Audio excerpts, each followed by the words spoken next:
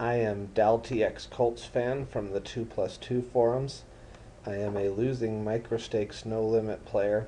I had several people on the forum offer to critique my play or do sweat sessions over Skype or whatever, but with my busy schedule it's just really hard to schedule an appointment for two people to be there at the same time, so I figured the easiest thing to do would be to record a video of my play and upload it to YouTube. So if those particular people are watching this and want to leave me some comments, I will greatly appreciate it. If anyone watching this wants to leave me some critique on my play, I will appreciate it. You can either PM me at DalTXColtsfan on the 2+2 forums, or you can just leave comments in this YouTube video. I will appreciate it either way. Since I got a few hands before the big blind comes around, I'll talk about general reads. Usually, on most tables on JuicyStakes, villains are very foldy before the flop, even limp folding. You could have 6 limpers around to you, click the pot button, and they all fold. Villains are very hesitant to put money in the pot after the flop without at least a pair. And sometimes when they call pre-flop with a pocket pair and it's an underpaired like 2 overcards on the board, they'll fold. So when the table is like that, I tend to raise like a maniac before the flop, because I'm either going to scoop up the blinds without a fight, or I'm going to take it down with a c-bet on the flop. If you do the math, if I click the 2/3 pot button before the flop, I'm essentially betting 11 cents to win 6 cents. So if it's successful two times out of 3, and it's almost always successful 2 times out of 3, it's profitable. And on the flop, what is it, 11 cents before, assuming it's not one of the blinds that calls, there's 11, 22, 24, 28 cents in the pot, take away 2 cents for rake, there's 26 cents in the pot. If you click the half pot button, that's 14 cents. So again, essentially, you're betting 25 cents to win, I guess, 17 cents. Because you're putting your 11-cent bet before the flop and your 14-cent bet after the flop in the pot to win the 2 blinds and the pre-flop caller's 11 cents. So then, less than 2 times out of 3, it has to be successful to be profitable, and that kind of situation is almost always there. So that's my starting strategy until the table tells me to stop. I'll talk about my HUD. Pre-flop, flop, turn, river. For pre-flop, I got your usual suspects: number of hands, VPIP, PFR, 3-bet, fold to 3-bet, 4-bet, fold to squeeze, and then attempt to steal, fold to steal. So that's pretty standard stuff pre-flop. The first 2 are c-bet flop, c-bet turn, c-bet river, and then fold to flop c-bet, fold to turn c-bet, fold to river c-bet, and then raise flop, raise turn, raise river, fold to flop raise, fold to turn raise, fold to river raise. The next one is float. I don't use these very often. Donk, how often do they float? How often will they call before the flop and then stab at the flop, and then stab at the pot on the flop if check 2. Same thing. This one is actually excuse me. This one probably would be useful if I'd use it. And that's how often are they calling your c-bet on the flop and then stabbing at it if you check to them. If that number's pretty high, they're probably just trying to steal it from you on the turn. And then fold to float bet. I don't use that one very much. And then the last one is aggression factor. So flop, turn, and river aggression factor. So anyway, usual suspects: hands, VPIP, PFR, 3-bet, fold to 3-bet, 4-bet, fold to squeeze, attempt to steal, fold to steal, c-bet, fold to c-bet, raise, fold to raise, and the rest I won't worry about right now, except aggression factor on the end. That one will be important. As far as other general reads on JuicyStakes villains, there are a lot of villains that slow play a lot. There are villains on here that basically never bet and never raise. All they do is call. And so if you raise before the flop and get a call, you get your flop c-bet called and your turn c-bet raised. That's almost always a set. You'll see villains call with aces before the flop and then try to stack off after the flops. I mean, there's a lot of villains who lose a lot of value for their hands. So it's something to watch for because it happens a lot. Also on JuicyStakes, you'll see a lot of villains who are willing to stack off on the flop without at least an overpair. Like if you have a king high flop, there are villains who are willing to stack off with king jack on that flop. So on this site, an overpair to the flop is pretty much a snap shove. That will be the best hand a lot. And top pair, top kicker is kind of where I draw the line. If I have top pair, top kicker, and the villain has any sort of fishy tendencies whatsoever, I will stack off with top pair, top kicker on the flop a lot. Or sometimes I'll raise with it and get a fold, or I'll stack off with them and they had like top pair, third kicker. So it's worth try. It's worth looking at. Another thing is it really seems like no matter how crazy I play before the flop, no matter how often I c-bet after the flop, I just don't see a lot of villains that are playing back at me.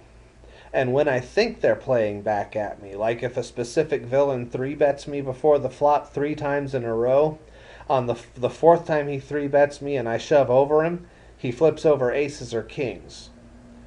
I mean, so I have to have extremely solid evidence that I'm being played back at, because I've spewed off countless stacks, finding out the hard way that when it looks like a villain is playing back at me, it's usually just that they've had a good run of cards.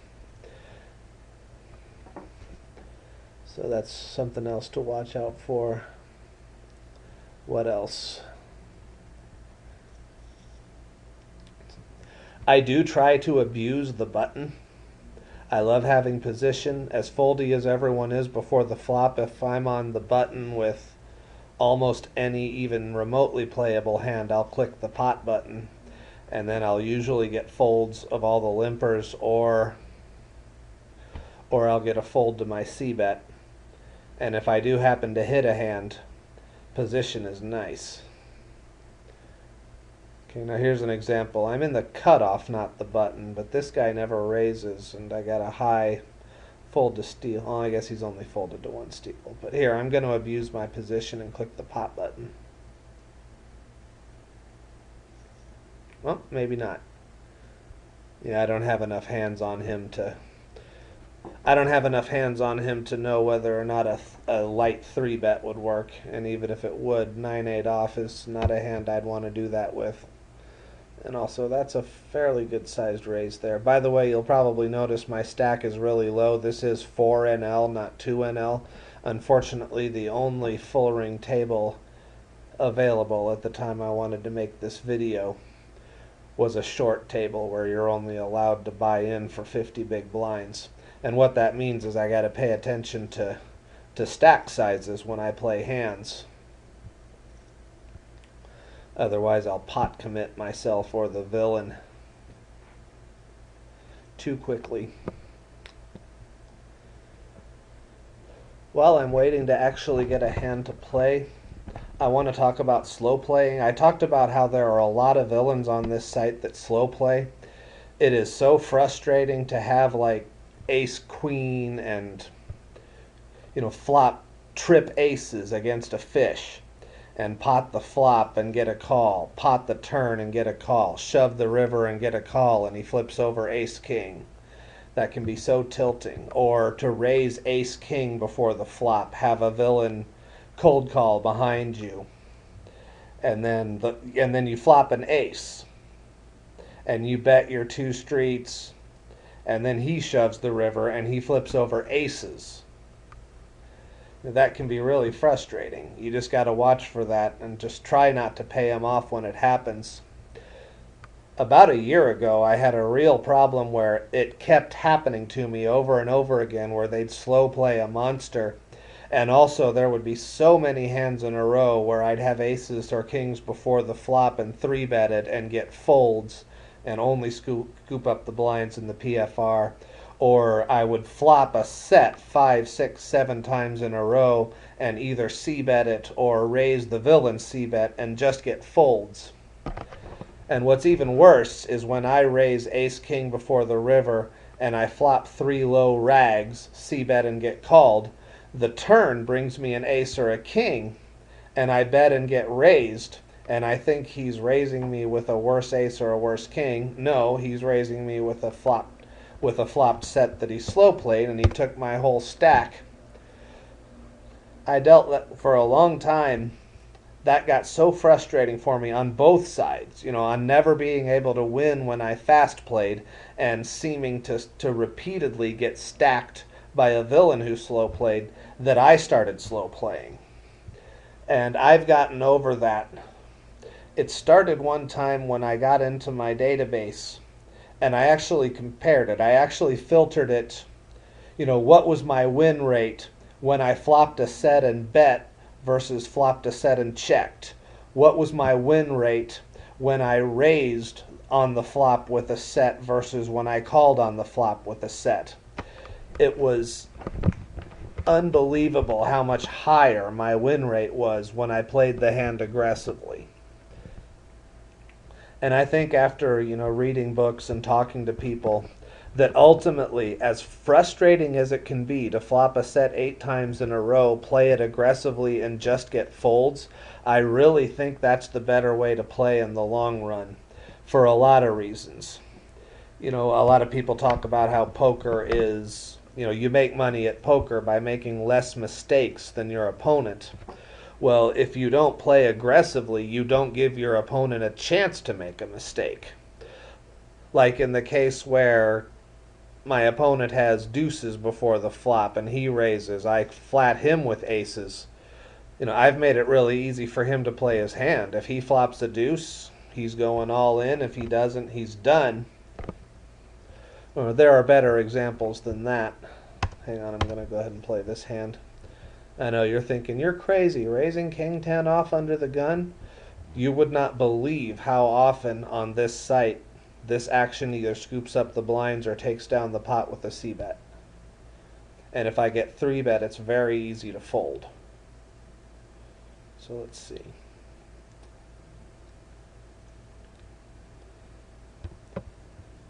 Okay, I wish he had a slightly higher fold to c-bet than 40%, but he's still relatively new to the site.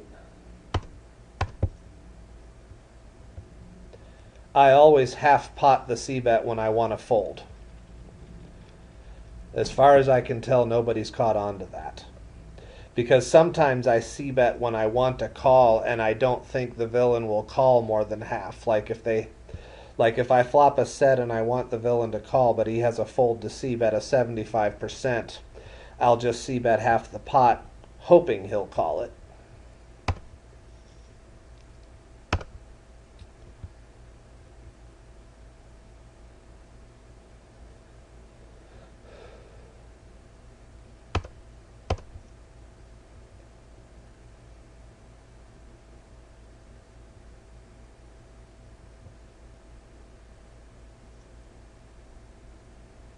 Think my 8 is outkicked.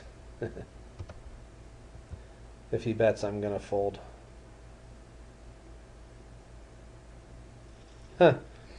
What did he have? Oh, he had pocket 4s. Probably could have gotten a call out of him. He looks pretty stationy and passive.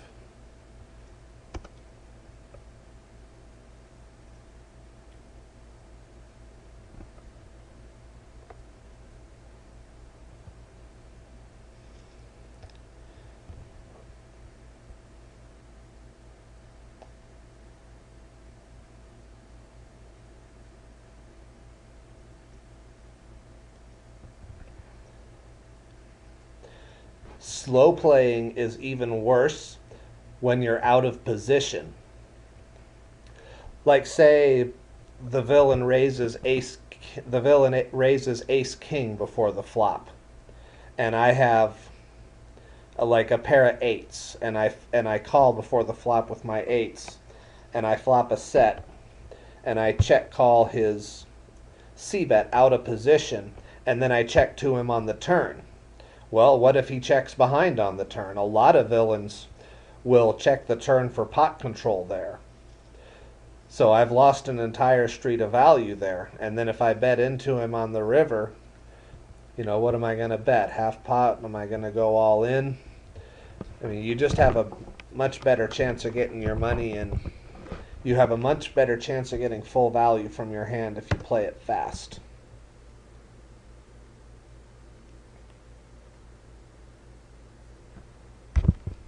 If I could just learn not to pay off these villains that slow play against me, you would really see that by slow playing their hands, they're just sacrificing a lot of value. It's so, on this site, it is so hard to get villains to put money in the pot with anything that when you have a monster hand, your goal shouldn't be, I want to win an extra half pot bet on the turn.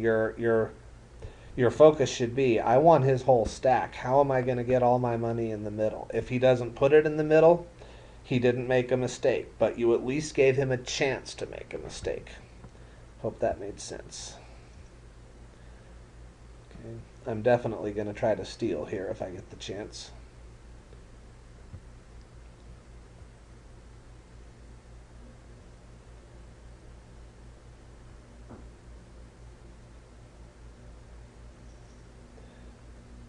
It was that same guy before. I don't have enough stats on him to try a 3-bet, I don't think. I'm just going to fold.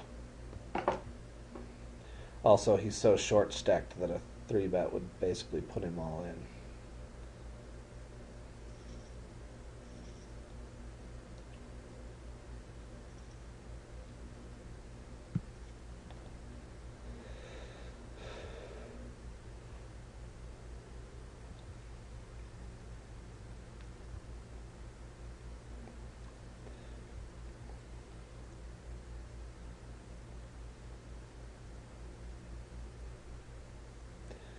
So the point of that whole spiel was, I don't slow play. When I get aces or kings before the flop, I 3-bet them if I get the chance. When I flop a set, I'm trying to get all the money in the middle right away.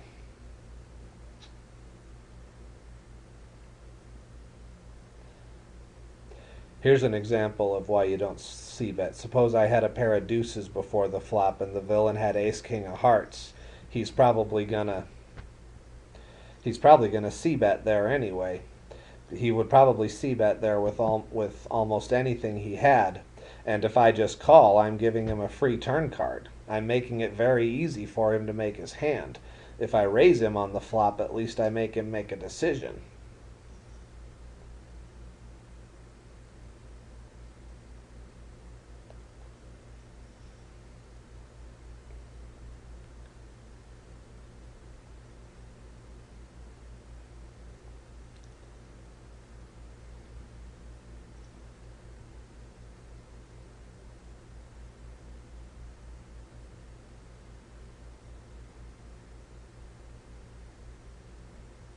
I'm gonna add a couple more tables for this video, so I'm gonna stop this.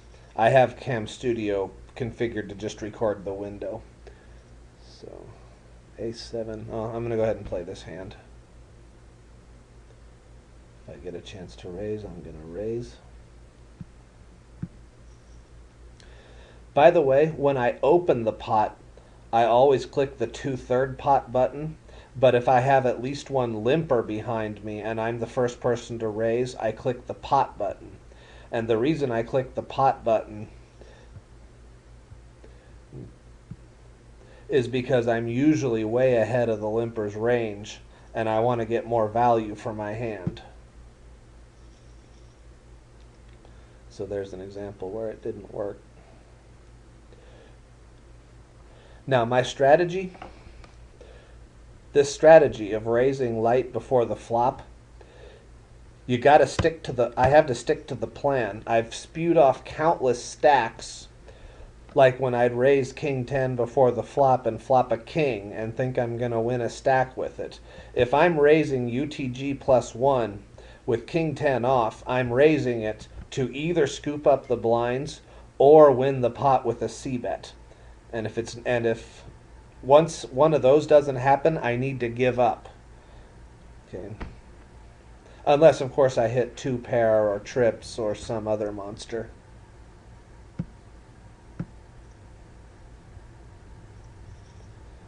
Okay, so now I'm giving up, and I'm out of position.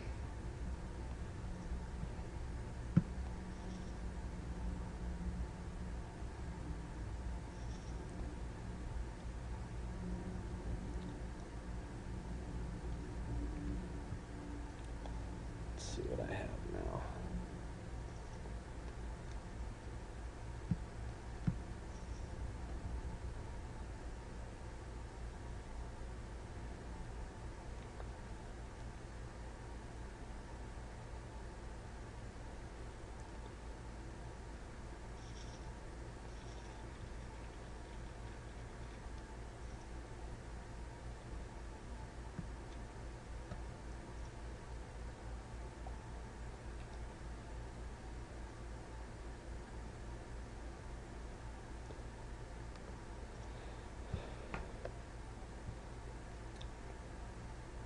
I think I had a chance to finish my thought there. I got to stick to the plan. You know, king 10 off, UTG +1. I'm raising to either scoop up the blinds or take down the pot with a c-bet.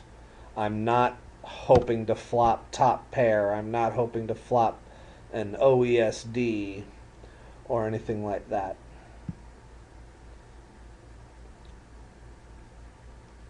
And I just got to be very careful about putting money in the pot after the flop. My kicker doesn't play here, so I felt okay. Yeah. I was hoping one or both of them would call with like a pair of 9s or something like that, but no luck.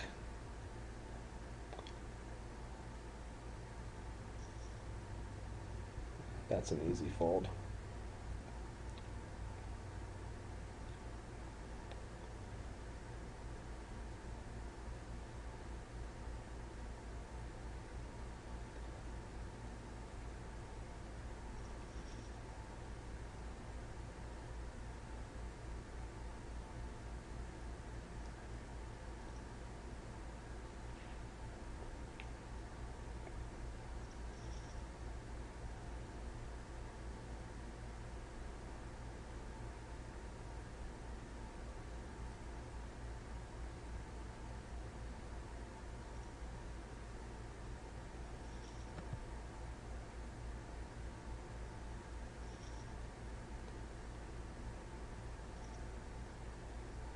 I'm definitely going to try to steal with that if I get the chance.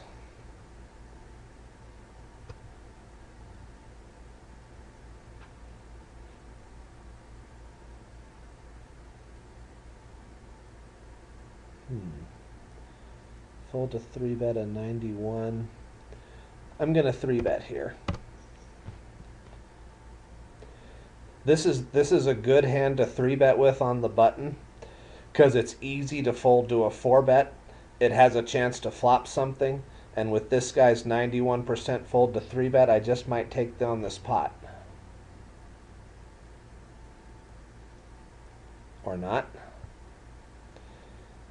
Gets expensive though. Nope, that's an easy fold. Yeah, when he donked into me there, I knew I was dead meat.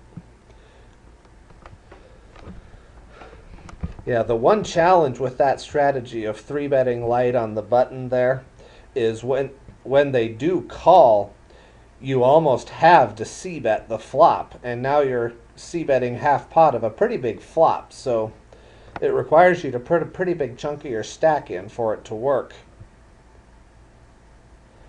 I was hoping that with this guy's 91% fold to 3-bet that that it would work and I'd have position. But nope, no such luck. I think it was a good decision though. I think it can be profitable to abuse the button like that.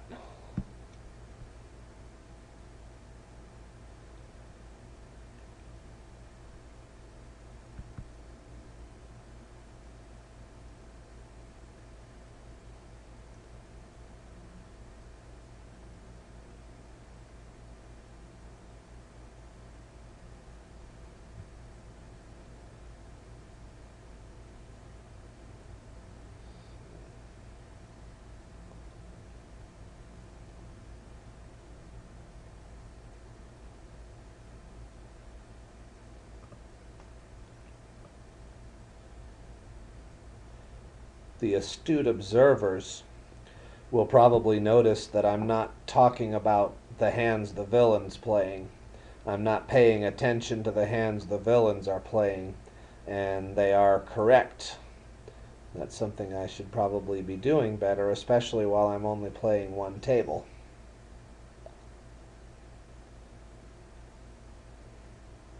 I normally try to just autopilot my way to a win rate. You could take a guess how often that works.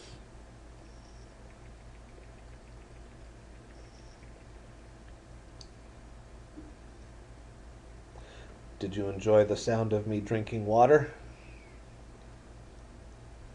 That's a little light. I think I am going to stop this here because this really isn't a great table for me to be playing, so I'm going to make a part 2 at a different... Oh. Every time I say that... Yeah, I'm not a huge fan of short tables.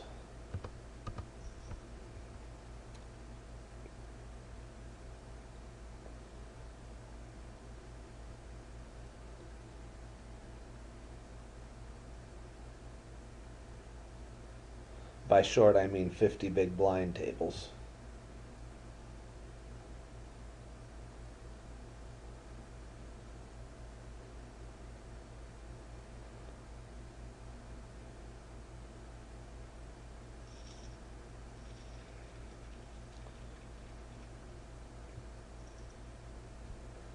My standard opening range, when I'm at the type of table where I feel like my strategy of either taking down the blinds or taking down the pot with a c-bet will work, is any ace, any suited king, any pair, suited connectors 7-6 or higher, or any 2 broadways. And that's, I really use that starting range for no other reason than if I don't give myself a range, I'll just do just about anything. So I just kind of use it as a starting point. I was actually hoping someone would call me with a pair of 7s there.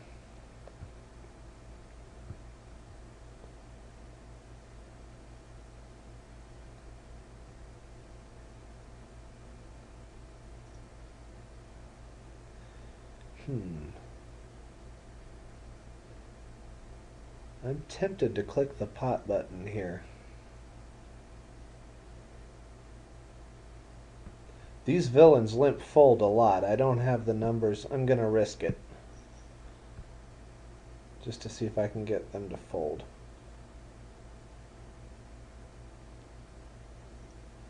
Nope.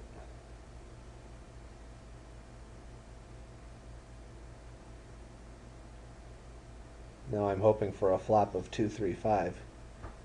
Ace 2-5 ain't bad. I wish his fold to c-bet was a little higher than that, but I gotta c-bet that flop.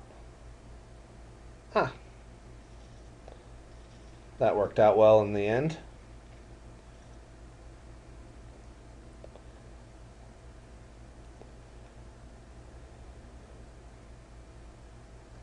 Ace-4 offsuit out of position is probably pushing it as far as as far as what hands I should try hoping all the limpers will fold with. On the button, I'd raise that all day. But I don't hate it at tables like this. I mean, look how low these averages are. I wish the average fold to flop c-bet was a little higher, but it doesn't have to be that high.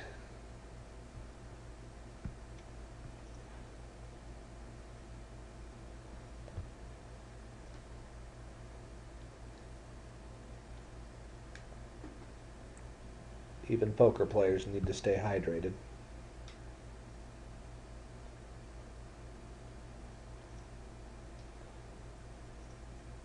I'm still waiting to get involved in a big pot, and on these 50 big blind tables, I so often forget to pay attention to stack sizes.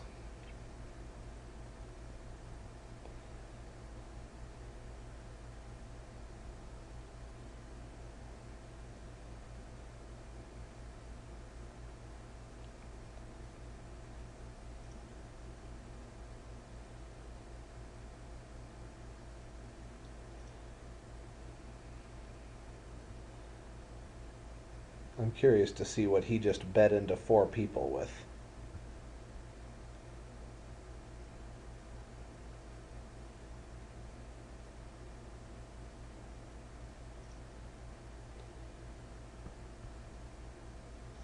Darn.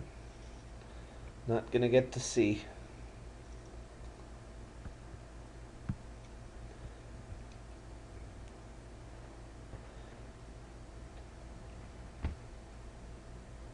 Now it kind of goes without saying.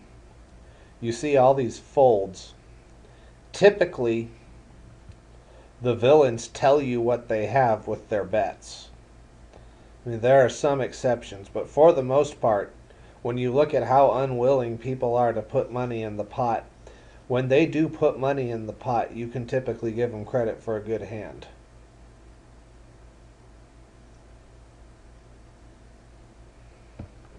Definitely in my raising range.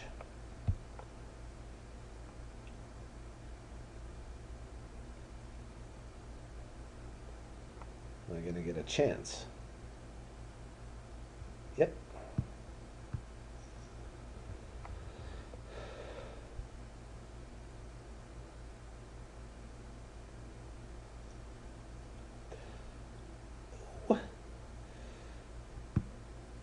I got a straight flush draw.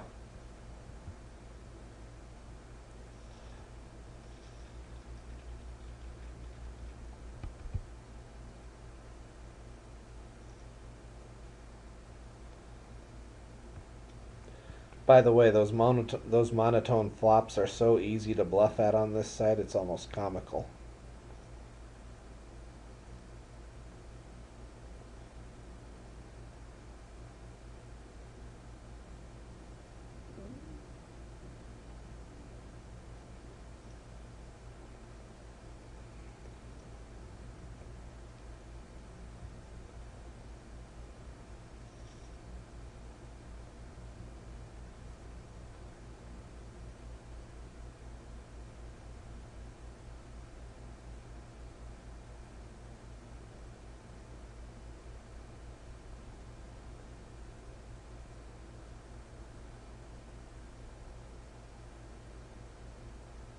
I think I am going to close this video and make another video with a bunch of tables open now. So, appreciate everyone watching.